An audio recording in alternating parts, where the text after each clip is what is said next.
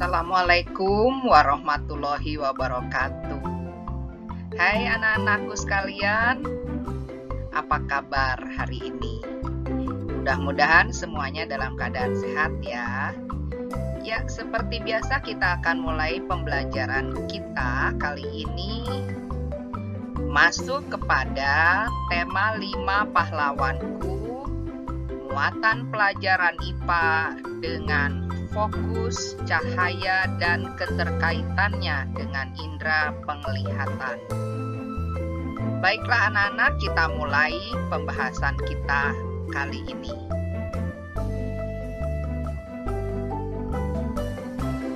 Sumber cahaya itu ada 2, yaitu yang pertama, cahaya yang berasal dari benda itu sendiri, contohnya matahari, lampu, dan senter. Sedangkan yang kedua adalah cahaya yang memancar dari benda akibat pemantulan cahaya dari sumber cahaya lain.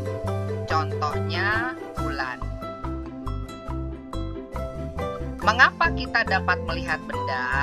Nah, di sini tentu jawabannya karena ada cahaya yang dipantulkan oleh benda ke mata kita. Nah, selanjutnya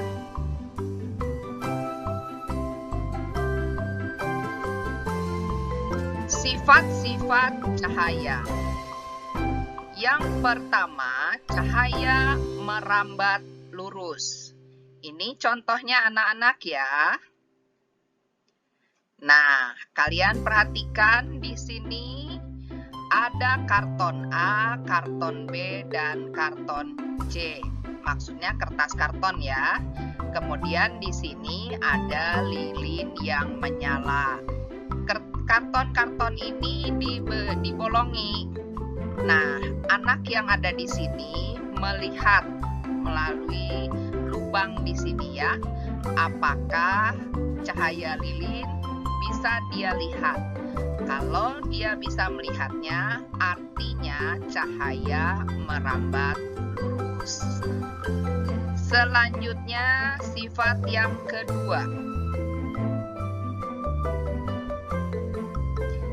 Sifat yang kedua adalah cahaya menembus benda bening. Ini contohnya anak-anak.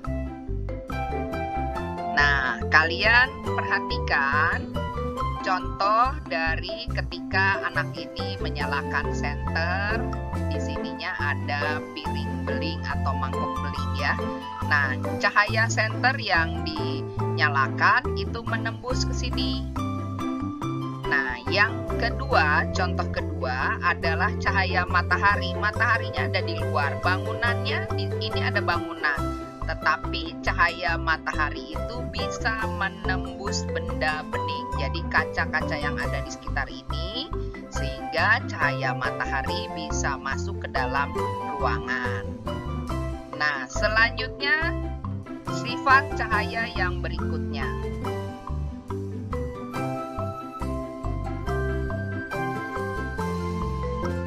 Sifat cahaya yang ketiga adalah cahaya dapat dipantulkan. Silahkan kalian lihat dari kedua contoh di sini. Nah, ini merupakan pemantulan cahaya ya. Contohnya seperti ini. Atau misalnya yang ini lebih jelas. Di sini ada kaca. Kemudian kalian lihat senter menyala, ditembakkan ke kaca. Nah, ini cahaya yang berikutnya ini ke sana. Jadi ini namanya sinar datang dan ini adalah sinar pantul. Ya. Nah, ini bagian dari cahaya dapat dipantulkan. Baiklah. Sifat cahaya yang berikutnya.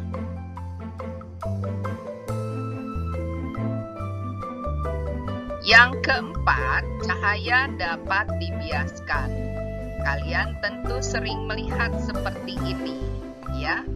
Nah, lihat ini di sungai yang sangat jernih ketika siang hari.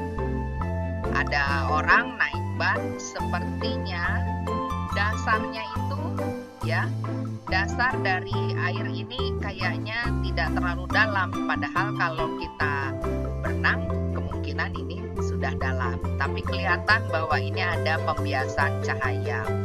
Kemudian dari yang percobaan ini, pensil dimasukkan ke dalam gelas yang berisi air. Nah, ini juga sama dibiaskan. Kelihatan bahwa kayaknya ini pensilnya kok jadi patah, padahal sebenarnya tidak. Nah, ini akibat dari pembiasan cahaya. Baiklah, sifat yang berikutnya.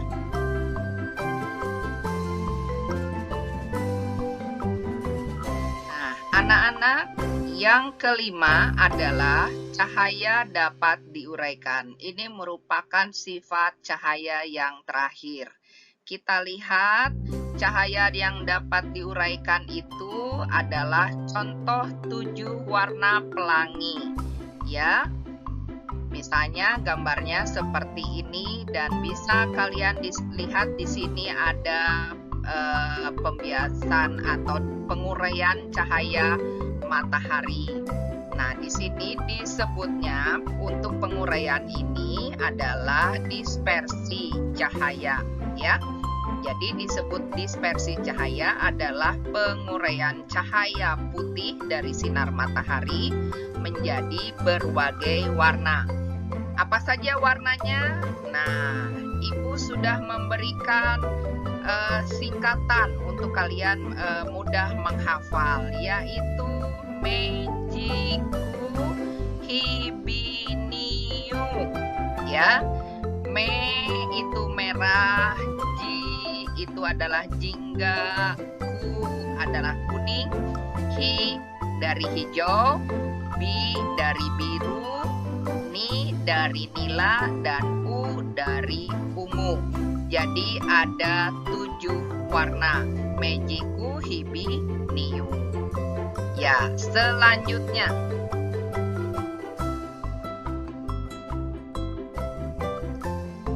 Contoh penguraian cahaya dalam kehidupan sehari-hari. Mari kita lihat dari yang nomor 1. Cahaya matahari yang terurai oleh titik air di langit membentuk pelangi, ya, seperti latarnya ini adalah penguraian cahaya matahari oleh titik-titik air yang ada di langit. Kemudian yang kedua, bisa juga dengan percobaan cakram warna. Warnanya warna putih, diputar nanti warnanya ada yang 7 warna tadi. Nah, diputar nanti bisa membentuk warna putih. Berikutnya yang ketiga, bisa juga gelembung sabun yang terkena cahaya matahari tampak memiliki banyak warna, ya. Jadi kalau kita sedang membuat gelembung sabun di luar di cahaya matahari, nah nanti kelihatan dari gelembung sabun itu ada banyak warna yang terurai. Ya, kita lanjut lagi. Yang keempat, terjadinya halo pada bulan dan matahari. Jadi kalau ada bulan di sekitarnya itu kelihatan ada warna-warna, ya, yang lainnya. Begitu juga dengan matahari. Nah, yang selanjutnya, kita masuk kepada cermin cekung, dan cermin datar. Dimulai dari kita lihat cermin cekung. Nah, cermin cekung itu bentuknya seperti ini. Ini agak sedikit ke dalam, ya. Jadi bentuknya seperti ini kalau kita tarik garis lurus. Selanjutnya ada cermin cembung. Nah, ini kalian sering lihat di mana? Ya, di jalan-jalan yang berkelok. Bentuknya nanti seperti ini cembung. Jadi kalau ada kelokan jalan, biasanya dipasang ini supaya kelihatan ada kendaraan dari arah yang berlawanan. Baik, kita lanjutkan. Ya, selanjutnya adalah cermin datar. Contoh dari cermin datar. Nah, ini dia cermin datar. Ya, Ibu beri dua contoh. Nah, dua-duanya kadang-kadang kita bilang sedang berkaca. Nah, ini adalah contoh dari cermin datar.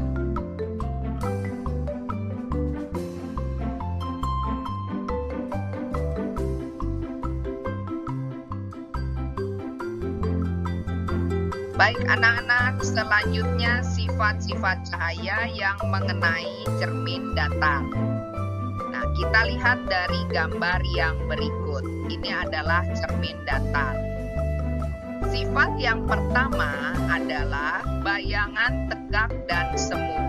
Bayangan semu adalah bayangan yang dapat kita lihat pada cermin. Jadi di sini ada kita, ini bayangannya. Nah, ini bayangan semu, nggak ada ini orangnya, tapi yang ada adalah ini yang berdiri di sini. Ya, jadi ini disebutnya bayangan semu meskipun persis banget dengan kita ya. Kemudian yang kedua, besar dan tinggi bayangan itu sama, ya. Tidak ada bedanya, tingginya sama, besarnya juga sama. Kemudian yang ketiga, bagian kiri dari bayangan merupakan bagian kanan.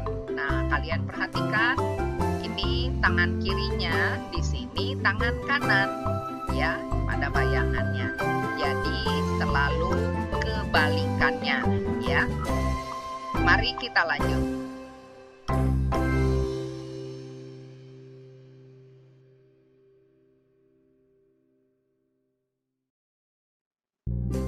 Nah, sekarang yang berikutnya adalah contoh adalah kaca pembesar atau loop atau suryakanta.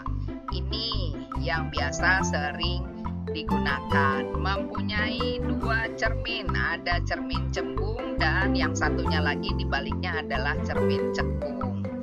Nah, loop merupakan alat yang terdiri dari lensa cembung dua-duanya, maaf anak-anak tadi ya.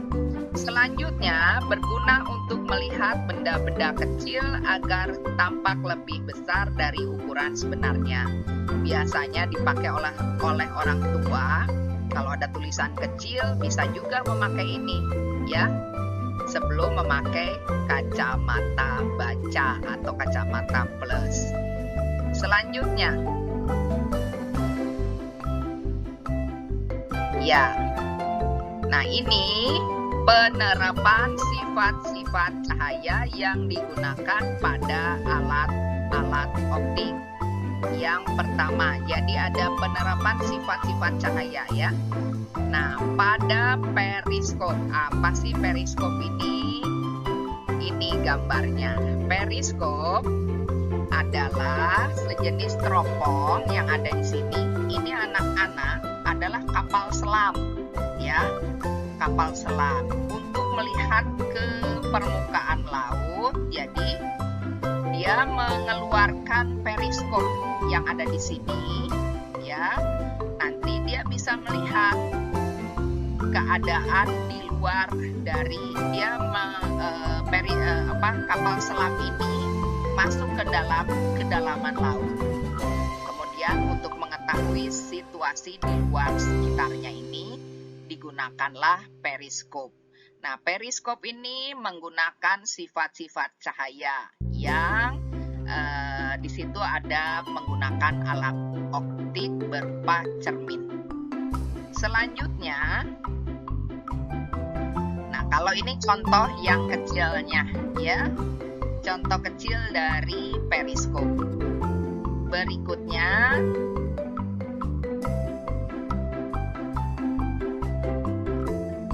yang kedua itu teleskop. Nah, ini teleskop.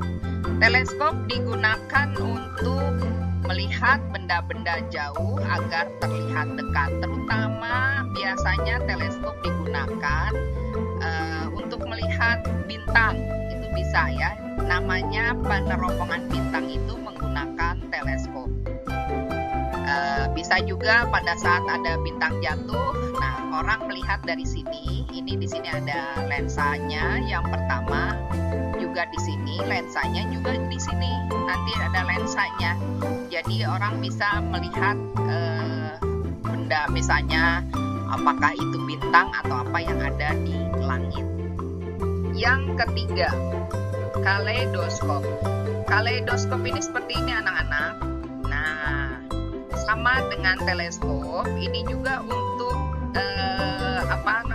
dibuat menggunakan cermin juga. Di sini ada cerminnya. Tetapi ini merupakan mainan sebenarnya untuk melihat jarak jauh juga ya. Jadi semua yang kecil-kecil atau jauh ya. Selanjutnya,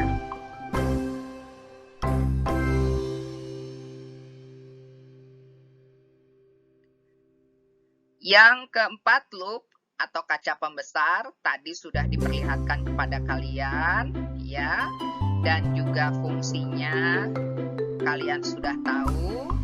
Berikutnya yang kelima adalah mikroskop. Nah, ini yang biasanya ada di sekolah atau di laboratorium ya. Nah, atau di rumah sakit juga bisa. Nah, fungsi dari mikroskop ini adalah untuk mengamati benda-benda renik. Renik itu yang ukurannya sangat kecil, mikro ya. Nah, contohnya adalah apa? Bakteri. Bisa nanti dilihat di sini ada preparatnya ya. Nah, di sini memakai cermin juga. Ini ada bisa bergantian. Jadi diputar sesuai dengan ukurannya. Ini untuk menentukan ukurannya. Kita lanjut.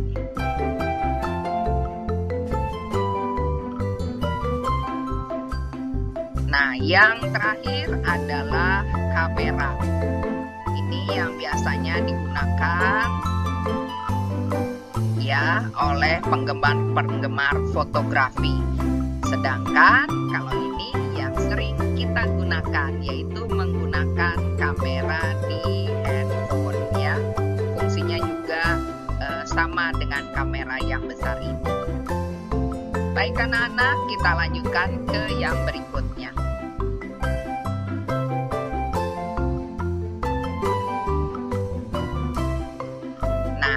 Mata sebagai alat optik kita harus pelajari juga ya. Kita mulai dari bagian-bagian mata. Kita lihat di sini ada lensa, kornea, pupil, iris, otot siliar, saraf mata, dan retina. Apa sih fungsinya masing-masing? Kita mulai dari lensa mata. Di sini ya ada lensa mata. Berfungsi meneruskan cahaya agar jatuh tepat di depan retina. Di sini ujung retina itu ya. Kemudian yang kedua, pupil berfungsi untuk mengatur banyaknya cahaya yang masuk ke mata. Nah, ini pupil. Yang ini, yang hitam ini ya, itu pupil.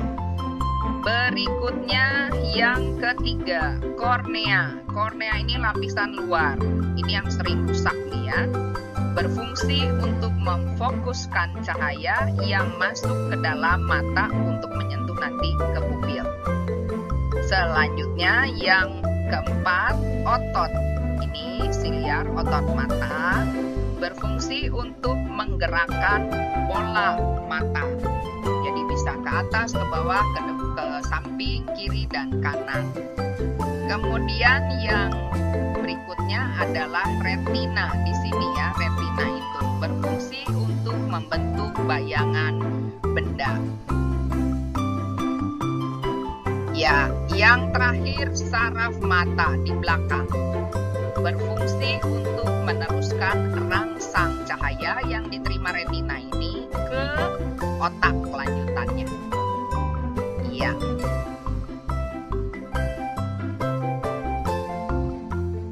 Nah, anak-anak, berikutnya Ibu akan memberikan tugas, tetapi tidak di sini. Ibu akan berikan tugas terpisah berupa latihan menggunakan Google Form. cahaya. Demikian pembelajaran kita kali ini. Semoga anak-anak menjadi paham tentang cahaya dan keterkaitannya dengan indera penglihatan, yaitu mata. Baiklah anak-anak, jangan lupa jaga selalu kesehatan, patuhi protokol kesehatan dengan 3W-nya. Wajib memakai masker, wajib mencuci tangan pakai sabun, dan wajib menjaga jarak. Sekian dan terima kasih dari Ibu. Wassalamualaikum warahmatullahi wabarakatuh.